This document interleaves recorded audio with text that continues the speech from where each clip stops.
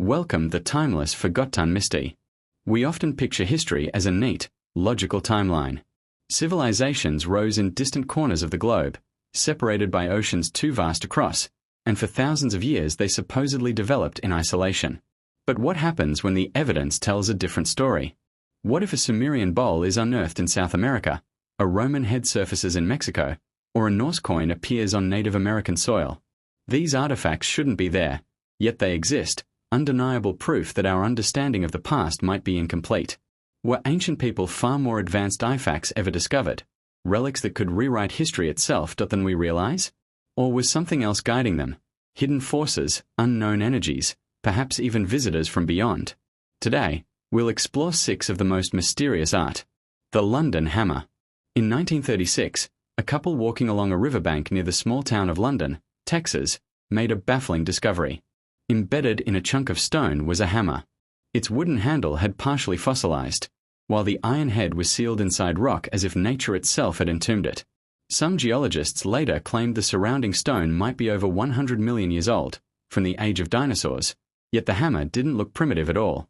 Its iron was far purer than typical ancient tools, its shape smooth and deliberate, almost modern. If true, this would mean the hammer existed long before humans were thought to walk the earth. How is that possible? Skeptics argue it's simply a modern hammer encased by a process called concretion, where minerals harden around an object over time. But even so, why was it found so far from any mines or industry? And how did its iron resist rust for so long?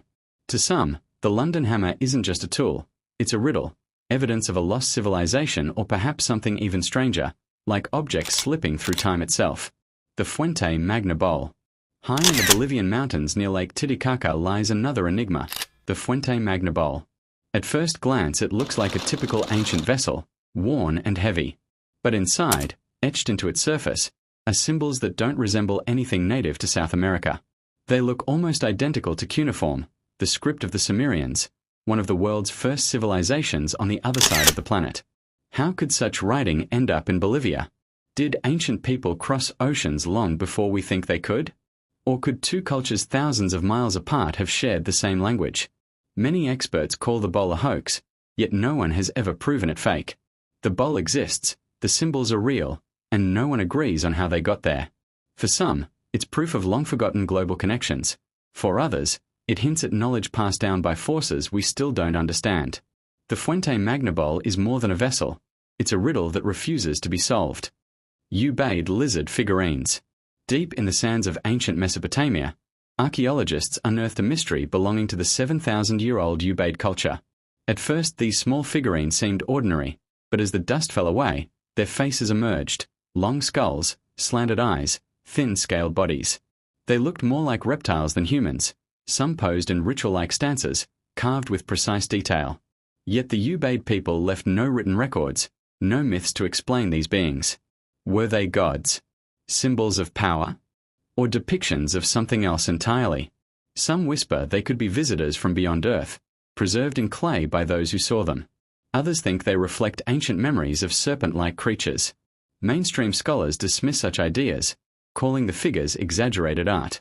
But no one truly knows why, at the dawn of civilization, people carved human bodies with reptilian heads.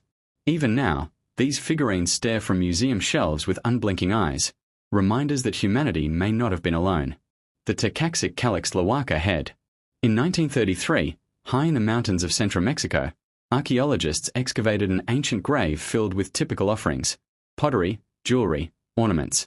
But among them lay a small clay head with unmistakably Roman features: a beard, a nose, a style foreign to the Americas. The burial site dated to around 900 AD, centuries before Europeans were supposed to have crossed the ocean and long after Rome itself had fallen. How could a Roman-style artifact end up in Mexico? Some say it proves Old World sailors reached the Americas long before Columbus, voyages swallowed by history. Others think it moved through vast trade networks we've yet to fully uncover.